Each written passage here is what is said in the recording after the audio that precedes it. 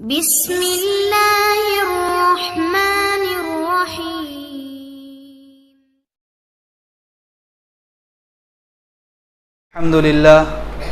الحمد للہ نحمده ونستعینه ونستغفره ونؤمن به ونتوکل علیہ ونعوذ باللہ من شرور انفسنا ومن سیئات اعمالنا من يهده الله فلا مضل له ومن يضلله فلا هادي له ونشهد أن لا إله إلا الله وحده لا شريك له ونشهد أن سيدنا ومولانا محمدا عبده ورسوله أما بعد فأعوذ بالله من الشيطان الرجيم بسم الله الرحمن الرحيم إن الذين كفروا من أهل الكتاب والمشركين في نار جهنم خالدين فيها أولئك هم شر البرية إن الذين آمنوا وعملوا الصالحات أولئك هم خير البرية عن أبي الدرداء رضي الله تعالى عنه قال أوصاني رسول الله صلى الله عليه وسلم ب9 لا تشرك بالله شيئا وإن قطعت أو حرقت أو كما قال عليه الصلاة والسلام. محترم مصلیان کرام، سامعین عظام، السلام علیکم ورحمۃ اللہ وبرکاتہ. آج میں آپ لوگوں کے سامنے ایک انتہائی حساس موضوع لے کر حاضر ہوا ہوں. ابھی آپ لوگوں کے سامنے جو آیت تلاوت کی گئی ہے یہ سورہ بینہ کی آیت نمبر 6 اور 7 ہے. اللہ تعالیٰ نے اس آیت میں ایمان اور کفر کے درمیان میں فرق کو بتلایا ہے اور کفر اختیار کرنے والوں کا کیا انجام ہوگا، اسی طریقے سے جو ایمان والے ہیں ان کا کیا انجام ہوگا اس کو اللہ تعالیٰ نے بتلایا ہے. اللہ تعالیٰ نے مختصر انداز میں بتلایا کہ جو ایمان والے ہیں وہ اس زمین پر رہنے والی مخلوقات میں سب سے افضل اور سب سے اعلیٰ مخلوق ہیں. اس کے بالمقابل جب کفار کی بات آئی، جب اللہ تعالیٰ کے نافرمانوں کی بات آئی تو اللہ تعالیٰ نے فرمایا کہ یہ لوگ اللہ تعالیٰ کی جتنی بھی مخلوقات ہیں، جتنی بھی بری مخلوقات ہیں، ان تمام میں سب سے بدتر اور سب سے گری ہوئی مخلوق ہیں. کن کے لیے فرمایا؟ جنہوں نے کفر اختیار کیا. اسی طریقے سے آپ لوگوں کے سامنے ایک حدیث کو روایت کیا گیا، پڑھا گیا ہے. ابن ماجہ کی روایت ہے. ابو درداء رضی اللہ تعالیٰ عنہ کہتے ہیں کہ اللہ کے نبی صلی اللہ علیہ وسلم نے مجھے 9 چیزوں کی وصیت کی. ان میں سے ایک چیز یہ تھی کہ اللہ کے نبی صلی اللہ علیہ وسلم نے فرمایا کہ تم اللہ کے ساتھ کسی کو بھی ہرگز شریک مت کرنا، اگرچہ تمہارے ٹکڑے ٹکڑے کر دیے جائیں اور تمہیں آگ میں جلا دیا جائے. اگرچہ تمہارے ٹکڑے ٹکڑے کر دیے جائیں اور تمہیں آگ میں جلا دیا جائے، اس کے باوجود بھی تم اللہ تعالیٰ کے ساتھ کسی کو بھی شریک مت کرنا. یہ قرآن مجید کی جو آیات ابھی پڑھی گئی اور حدیث پاک سے جو مفہوم ہم کو سمجھ میں آتا ہے کہ ایمان کی ہمارے نزدیک بہت زیادہ اہمیت ہونی چاہیے،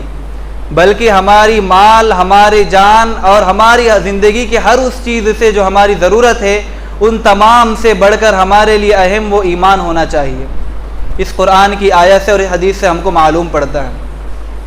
اور اس کا اندازہ آپ اس بات سے لگا لیجئے کہ اسی ایمان کی دعوت کے لیے اللہ تعالیٰ نے کم و بیش 1.25 لاکھ انبیاء علیہم السلام کو اس دنیا میں مبعوث فرمایا، اور ہر نبی کی دعوت صرف اور صرف یہی تھی کہ اللہ رب العزت پر ایمان لاؤ، اللہ رب العزت کو ایک جانو، اس کے ساتھ کسی کو شریک مت کرو. اب جن لوگوں نے اس کا انکار کیا اور اللہ تعالیٰ پر ایمان لانے سے پیچھے ہٹ گئے، اگرچہ وہ نبی کا بیٹا ہی کیوں نہ ہو، اگرچہ وہ کسی نبی کا باپ ہی کیوں نہ ہو، اللہ تعالیٰ نے اس کو ہرگز معاف نہیں فرمایا ایمان لانے کی بنیاد پر. حضرت نوح علیہ السلام کا ہم واقعہ سنتے ہیں کہ تقریباً اس ایمان کی دعوت کو انہوں نے لوگوں میں 950 سال تک دی. 950 سال تک انہوں نے لوگوں میں ایمان کی دعوت دی. اس کے باوجود بھی چند گنے چنے لوگ جو ہے ایمان لائے اور سارے گاؤں والوں نے، سارے شہر والوں نے ان کی مخالفت کی اور اپنے کفر پر اڑے رہے. لیکن ان کا خود بیٹا بھی ان پر ایمان نہیں لایا. باہر والے تو دور کی بات، جو گھر کا ان کا خود کا بیٹا تھا، اس بیٹے نے بھی اللہ پر ایمان لانے سے انکار کر دیا اور جب نوح علیہ السلام نے کہا کہ اے بیٹے طوفان آنے والا ہے، تو کشتی میں سوار ہو جا، یہ ساری کی ساری زمین ڈوب جائے گی، تو بیٹے نے کہا کہ یہ جو اتنا اونچا پہاڑ نظر آ رہا ہے اس پہاڑ پر میں چڑھ جاؤں گا اور طوفان کے عذاب سے میں بچ جاؤں گا۔ لیکن اللہ کا اتنا خطرناک عذاب آیا کہ آسمان سے پانی برسنے لگا اور زمین سے چشمے پھوٹنے لگے، جس کی وجہ سے ساری دنیا مسلسل کئی دنوں تک پانی سے بھر چکی تھی، طوفان ہر طرف چل رہا تھا، آخر کار ان کا بیٹا بھی ہلاک ہو گیا ایمان لانے کی بنیاد پر۔ حالانکہ نوح علیہ السلام نے دعا کی کہ اے اللہ یہ تو میرا بیٹا ہے، اس کو بچا لیجئے۔ اللہ تعالیٰ نے فرمایا کہ وہ تمہارا بیٹا نہیں ہے، قال یا نوح انہ لیس من اہلی، کہ اے نوح وہ تمہارا بیٹا نہیں ہے، تمہارے اہل میں سے نہیں ہے۔ کیوں؟ کیونکہ باپ کا جو مشن تھا، حضرت نوح علیہ السلام کا جو مشن تھا، اس مشن میں ان کے بیٹے نے ساتھ نہیں دیا، ایمان نہیں لایا، جس کی وجہ سے اللہ تعالیٰ نے ان کو اس کے اہل میں سے بھی کیا کر دیا؟ بے دخل کر دیا۔ اسی طریقے سے حضرت ابراہیم علیہ السلام کے والد جب بار بار ابراہیم علیہ السلام جا کر دعوت دے رہے ہیں، کہہ رہے ہیں یا ابت لا تعبد الشیطان، اے میرے پیارے ابو جان آپ شیطان کی پرستش مت کیجئے، آپ شیطان کی پوجا مت کیجئے، اس کے باوجود بھی باپ جو ہے اپنے شرک پر جمے ہوئے ہیں، اڑے ہوئے ہیں اور اللہ کی نافرمانی میں لگے ہوئے ہیں۔ اب ابراہیم علیہ السلام نے بھی جو ان کے لیے دعائیں کی، مگر اللہ تعالیٰ نے فرمایا کہ جب تک کوئی بندہ ایمان نہیں لائے گا اس کے حق میں کوئی دعا قبول نہیں ہوگی۔ یہاں تک کہ جناب محمد رسول اللہ صلی اللہ علیہ وسلم نے جب ان گنہگار لوگوں کے لیے خصوصاً اپنے چچا ابو طالب کے لیے جب دعا کی، تو اللہ تعالیٰ نے فرما دیا کہ اے اللہ کے نبی آپ جس کو چاہے ہدایت نہیں دے سکتے، آپ جس کو چاہے ہدایت نہیں دے سکتے، ہدایت تو صرف اور صرف اللہ تعالیٰ ہی کے ہاتھ میں ہے۔ الغرض جتنے بھی واقعات آپ لوگوں کے سامنے ابھی بتلائے گئے ان میں صرف اور صرف ایمان کی اہمیت کو بتلایا گیا ہے، ایمان کی اہمیت کو بتلایا گیا ہے۔ اور بہت سی احادیث میں یہاں تک بھی ملتا ہے کہ جو کوئی شخص رائی کے دانے کے برابر بھی اگر ایمان بچا کر لا لے گا تو اللہ تعالیٰ اس کو جنت میں داخل کر دیں گے، اگرچہ اس کی زندگی اعمال سے خالی ہو، جتنے گناہ کیا ہے ان سارے گناہوں کے اللہ تعالیٰ اس کو عذاب دیں گا، اس کے باوجود ایک نہ ایک دن وہ آدمی جنت میں داخل ہو جائے گا۔ مگر کوئی شخص اپنے ایمان سے منہ پھیر لے اور اپنے ایمان سے روگردانی کرے، اللہ تعالیٰ کے احکام سے روگردانی کرے، اللہ تعالیٰ اس کو ہرگز ہرگز معاف نہیں کریں گے۔ تو دوستوں یہ جو ایمان کی دولت ہے یہ ہمارے لیے سب سے اہم اور قیمتی ہے، اس کو ہمیں اپنی جتنی بھی ضروریات کی چیزیں ہیں ان ساری چیزوں سے زیادہ ہمیں اس ایمان کی حفاظت کرنے کی ضرورت ہے۔ اس دنیا کا ایک اصول ہے کہ جو چیز جتنی قیمتی ہوتی ہے اس کی اتنی شدت سے حفاظت کی جاتی ہے، مال دولت ہو، سونا چاندی ہو، اس کو اعلیٰ سے اعلیٰ تجوریوں میں رکھا جاتا ہے تاکہ اس کی حفاظت کی جائے۔ لیکن عزیزوں یہ ایمان اس سے بھی زیادہ قیمتی ہے، یہ ایمان سونے چاندی ہیرے جواہرات پراپرٹی ان ساری چیزوں سے جو بڑھ کر ہے وہ ایمان ہے۔ اس کی حفاظت ہمیں ہر وقت اٹھتے بیٹھتے ہر حال میں جو ہم کو اس کی حفاظت کرنی ہے۔ اب جب اس کی حفاظت ہو جائیں گی، آج ہی میں یہاں پر اس مسجد میں بیٹھا ہوا تھا، تفہیم القرآن کا درس چل رہا تھا، تو اس میں جو ہے ایمان کا جو منظر ہوتا ہے وہ بتلایا گیا کہ جب کسی آدمی کے اندر حقیقی ایمان آ جاتا ہے، ایمان کی کیفیت پیدا ہو جاتی ہے، تو وہ آدمی کے اندر کس طریقے سے ایمان کا اور دین کی خدمت کا جذبہ پیدا ہوتا ہے۔ آج آیت یہ تلاوت کی گئی تھی من ذا الذی یقرض اللہ قرضا حسنا، کہ کون ہے وہ شخص جو اللہ تعالیٰ کو قرض حسنہ دے۔ تو اس آیت کے تحت میں مولانا نے ایک حدیث کو نقل کیا، صحابی کا نام میں بھول رہا ہوں، کہ صحابی آ کر اللہ کے نبی سے عرض کرنے لگے اے اللہ کے نبی یہ اللہ تعالیٰ جو قرض کی بات کر رہے ہیں کون سا قرض ہے؟ حالانکہ اللہ تعالیٰ نے جتنا مال ہم کو دیا ہے، جتنی جائیداد ہم کو دی ہے، جو عزت دی ہے، شہرت دی ہے، یہاں تک کہ ہماری جان ہر چیز اللہ رب العزت کی ہی ہے، اب یہاں پر اللہ تعالیٰ ہم سے کیا قرض لینا چاہ رہے ہیں؟ تو دوستوں یہ اللہ تعالیٰ کا اعزاز ہے، اکرام ہے کہ اللہ تعالیٰ نے جو چیز عطا کی ہے اپنی ذات سے، اس چیز کو جب مانگ رہے ہیں تو اس کا قرض حسنہ کا نام دے رہے ہیں۔ تو اللہ کے نبی صلی اللہ علیہ وسلم نے فرمایا کہ یہاں پر اللہ تعالیٰ جو ہے اپنے آپ کو دین کے لیے قربان کرنے کی بات کر رہے ہیں۔ تو صحابی نے اسی وقت اپنا جو باغ تھا اللہ کے نبی صلی اللہ علیہ وسلم کی ہاتھ میں ہاتھ دے کر فرمایا کہ اے اللہ کے نبی یہ سارا کا سارا باغ آپ ہی کے لیے ہے۔ اور فرمایا گیا کہ اس باغ میں کم و بیش 400 کھجور کے درخت تھے، یعنی کھجور کا بہت بڑا باغ تھا وہ، اور یہاں تک کہ ان صحابی کا گھر بھی اسی باغ میں تھا۔ اور جا کر ان کی اہلیہ سے کہا، یہ صحابی نے تو اپنے ایمان کا ثبوت دے دیا کہ سارے کے سارے باغ کو حوالے کر دیا، اب جب اپنے گھر گئے اور جا کر اپنی گھر والی صحابیہ سے کہا کہ ہم اب اس گھر سے نکلو، اپنا سامان لے لو، میں نے اس باغ کو، اس گھر کو اللہ کے راستے میں قربان کر دیا، تو ان کی اہلیہ نے بھی اتنا ایمان افروز جواب دیا کہ واقعی میں آپ نے بہت فائدہ مند اور نفع بخش سودا کیا ہے۔ تو عزیزوں، یہ جب ایمان ہمارے اندر آ جاتا ہے تو ہمارے اندر بھی اس چیز کی کیفیت پیدا ہو جاتی ہے، بالکل اسی طرح کی کیفیت پیدا ہو جاتی ہے کہ ہم نفع نقصان کا بالکل لحاظ نہیں رکھتے ہیں۔ اب ہم جائزہ لے کہ ہمارے اندر کس حد تک یہ ایمان آیا ہے۔ آپ کے سامنے جو حدیث تلاوت کی گئی، اللہ کے نبی صلی اللہ علیہ وسلم نے جو فرمایا، لا تشرک باللہ شیئا وان قطعت او حرقت، تم ہرگز اللہ تعالیٰ کے ساتھ کسی کو شریک مت کرو اگرچہ تمہارے ٹکڑے ٹکڑے کر دیے جائے اور تمہیں آگ میں جلا دیا جائے۔ اس حدیث سے ہم کو کیا معلوم ہوتا ہے کہ اس دنیا سے ہم کو ایمان بچا کر لے جانا ہے، اس دنیا سے ہم کو ہر حال میں ایمان بچا کر لے جانا ہے، اور ساتھ ساتھ یہ جو دور چل رہا ہے یہ انتہائی پرفتن دور ہے۔ اس 1400 سالہ زندگی میں، اس 1400 سالہ جو اسلام کے اوپر جو عرصہ گزرا ہے، اس میں ہر دور میں طرح طرح کے فتنے آئے، کبھی معتزلہ کا فتنہ آیا، کبھی اللہ تعالیٰ کے سلسلے میں عقائد میں جو ہے ایک تحریف کرنے کا فتنہ آیا، کبھی جو ہے اللہ کے نبی صلی اللہ علیہ وسلم کی نبوت کے انکار کرنے کا فتنہ آیا، تو کبھی ختم نبوت کے انکار کرنے کا فتنہ آیا۔ الغرض بہت سارے فتنوں نے ان 1400 سال میں جنم لیا، مگر ہم جس دور سے گزر رہے ہیں وہ گویا کہ ان سارے فتنوں کا ایک مجموعہ بنا ہوا ہے، ان سارے جتنے بھی فتنے ماضی میں گزرے ہیں ان تمام کا ایک مجموعہ ہے، جس میں آج کے دور میں ہمیں جو سب سے زیادہ خطرہ محسوس ہوتا ہے وہ اپنے ایمان کا ہے۔ سب سے زیادہ جو خطرہ ہے وہ اپنے ایمان کے ختم ہو جانے کا ہے، کیونکہ ہر چیز آپ کے ایمان کو سلب کرنے کی کوشش کر رہی ہے۔ گزشتہ جمعہ کو میں نے ایک مثال دی تھی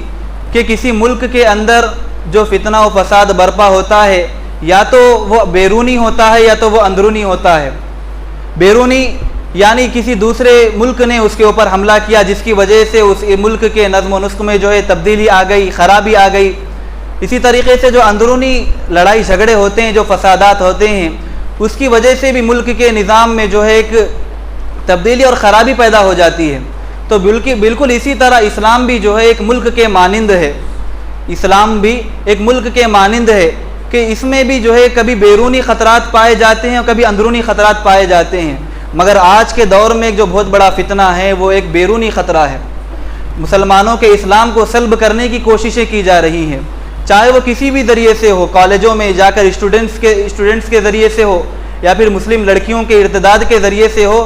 ہر جگہ صرف اور صرف ہم کو نماز پڑھنے سے نہیں روکا جائے گا، زکوٰۃ ادا کرنے سے نہیں روکا جائے گا، حج کرنے سے نہیں روکا جائے گا، مگر ہمارے دلوں میں جو ایمان ہے جو انتہائی قیمتی ہے اس سے ہم کو ہٹانے کے لیے، اس ایمان کو ہم سے چھیننے کے لیے کوششیں کی جا رہی ہیں، ہر وقت ہر لمحہ کوششیں کی جا رہی ہیں۔ تو عزیزوں، اس ایمان کی ہمیں فکر کرنے کی ضرورت ہے، اس ایمان کی ہمیں فکر کرنے کی ضرورت ہے، خصوصاً ہمارے جو بچے ہیں ان کا بھی انتہائی خیال رکھیں اس ایمان کے سلسلے میں، کیونکہ ہمارے جو بچے ہیں ان کا اکثر وقت جو ہے اسکولس میں گزرتا ہے اور تھوڑا بہت وقت ناشتے کے وقت میں ہمارے ساتھ ہوتا ہے۔ جب بچہ اسکول سے گھر آتا ہے تو ہم جو اس کو تھوڑا بہت کھلا پلا کر پھر اسے جو ٹیوشن کے لیے روانہ کر دیتے ہیں، پھر اس کے بعد گھر آتا ہے، کھیل کود میں لگ جاتا ہے، پھر کھانا کھایا اور سو گئے، بلکہ ہم نے بچے کی ایمان پر ذرہ برابر بھی محنت نہیں کی۔ اور ہمارا جو بچہ ہے، جو ایک نونہال بچہ ہے، وہ اپنا دن کا اکثر وقت اور جو بیداری والا جو وقت ہے وہ اسکولس میں گزار رہا ہے، لوگوں کے درمیان میں گزار رہا ہے، اور اس کو ایک ایسا ماحول مل رہا ہے جس کی وجہ سے اس کو اسلام کی معلومات بالکل حاصل نہیں ہو رہی ہے، اسلام کی معلومات بالکل حاصل نہیں ہو رہی ہے، جس کی وجہ سے آج کے دور میں جس طریقے سے ہم اپنے جیب سے موبائل نکالتے ہیں اتنی آسانی سے، بلکہ اس سے بھی زیادہ آسانی سے ہر کوئی آدمی اپنے ایمان کو چھوڑنے کے لیے تیار ہو رہا ہے، چاہے وہ مسلمان لڑکا ہی کیوں نہ ہو، لڑکی ہی کیوں نہ ہو۔ آپ دیکھیں سوشل میڈیا پر طرح طرح کے واقعات دن بدن آپ کو نظر آ رہے ہیں، وجہ صرف اور صرف یہی ہے کہ ہم نے اپنے بچوں کی دنیاوی تعلیمات، پراپرٹی، ہر چیز کی فکر کی مگر ایمان کی فکر نہیں کی۔ جس چیز کی اللہ کے نبی صلی اللہ علیہ وسلم نے تاکید کی اسی چیز کو ہم نے پس پشت ڈال دیا۔ ایسا نہیں کہ ہم دنیا چھوڑ کر مکمل طریقے سے ایک جبہ ڈال کر، ہاتھ میں عصا لے کر، تسبیح لے کر، بڑی داڑھی کر کے جو گھوم رہے ہیں، یہ طریقہ نہیں، بلکہ دنیا کو اختیار کرنا ہے، دنیا کے ساتھ ساتھ دین کی بھی تعلیم دینا ہے۔ صحابہ کی زندگی کا آپ جائزہ لیجئے کہ وہ اپنے وقت کے بڑے بڑے تاجر تھے، ایسے نہیں کہ وہ ایک دم خستہ حال غریب تھے، نہیں، بلکہ آپ سے اور ہم سے بڑھ کر تاجر تھے۔ ہمارے لیے دین پر عمل کرنے کے لیے عذر کیا بنتا ہے؟ عام طور پر تجارت کا عذر بنتا ہے، پیشے کا عذر بنتا ہے، یا پھر ملازمت کا عذر بنتا ہے، یا پھر حالات کا عذر بنتا ہے۔ مگر صحابہ کی زندگی کو آپ دیکھیے، وہ ایک بہترین تاجر بھی تھے، بہترین ملازم بھی تھے، بہترین سیاست دان، پولیٹیشین بھی تھے، مگر اس کے باوجود بھی انہوں نے دین پر عمل کر کے دکھلایا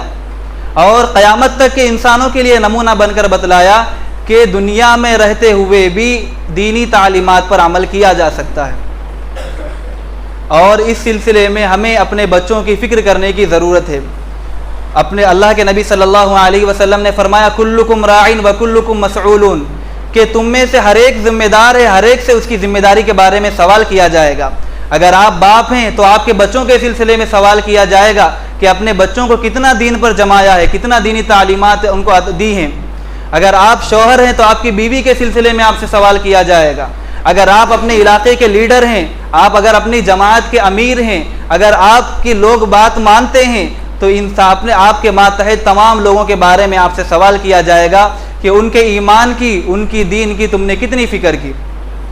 اور وہاں پر اس وقت فَيَوْمَئِذٍ لَا يُسْأَلُ عَنْ ذَنبِهِ إِنسٌ وَلَا جَانٌ، کہ قیامت کے روز کسی بھی گنہگار سے اس کے گناہ کے بارے میں سوال نہیں کیا جائے گا، عذر نہیں کیا جائے گا، پوچھا نہیں جائے گا کس عذر سے تم نے یہ گناہ کیا، کس عذر سے تم نے کوتاہی کی، ایسے نہیں، بلکہ سوال ہوگا، غلطی معلوم ہوگی، بس فوراً اس کے جنت یا جہنم کا فیصلہ کر دیا جائے گا۔ میرے دوستوں، کہ اللہ تعالیٰ اس وقت قیامت کا یہ منظر ہوگا کہ آپ لوگوں کے سامنے یہ بات آ جائے گی کہ آپ کے جو ماتحت ہیں ان لوگوں کے بارے میں جب آپ سے سوال کیا جائے گا اور آپ اور ہم طرح طرح کے اگر عذر کرنے لگیں گے تو ایک آواز آئے گی، تو ادھر ادھر کی نہ بات کر، یہ بتا کہ قافلہ کہاں لوٹا،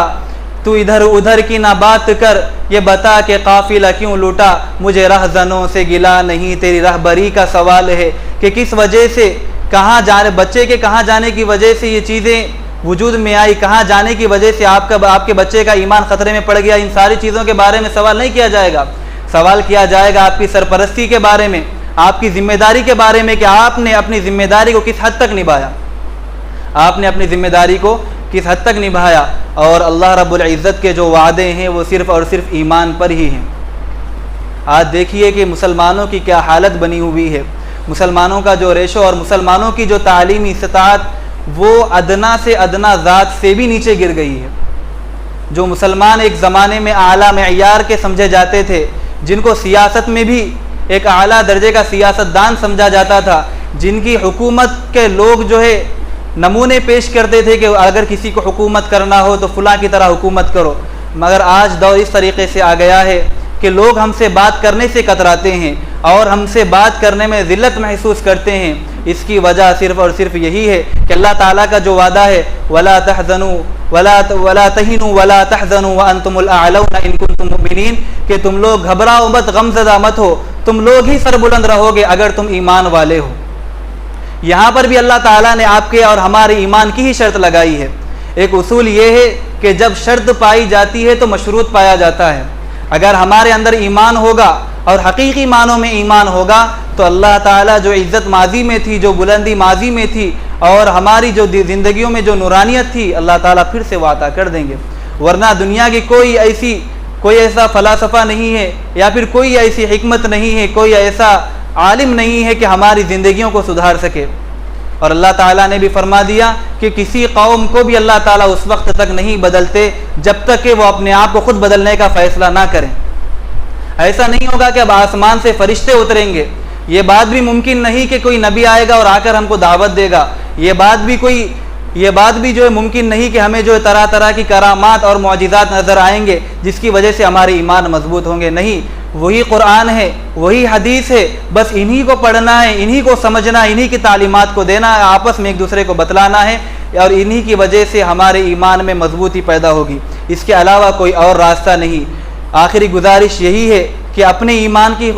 فکر کریں، اور اللہ تعالیٰ نے جو فرمایا یا ایھا الذین آمنوا قوا انفسکم واہلیکم نارا، کہ اے ایمان والو تم لوگ بھی جہنم سے بچو، اپنے آپ کو بھی بچاؤ اور اپنے اہل و عیال کو، اپنے گھر والوں کو بھی جو جہنم کی آگ سے بچاؤ۔ اور اللہ کے نبی صلی اللہ علیہ وسلم نے بھی فرما دیا کلکم راع وکلکم مسئول، تم میں سے ہر شخص ذمہ دار ہے اور ہر ایک سے اس کی ذمہ داری کے بارے میں سوال کیا جائے گا۔ اللہ تعالیٰ سے دعا ہے کہ وہ ہم تمام کو کہنے سننے سے زیادہ عمل کی توفیق نصیب فرمائے، اور ہم تمام کو اپنے ایمان کی حفاظت کرنے کی توفیق عطا فرمائے۔ استغفر اللہ لی ولکم ولسائر المسلمین واستغفروہ انہ هو الغفور الرحیم۔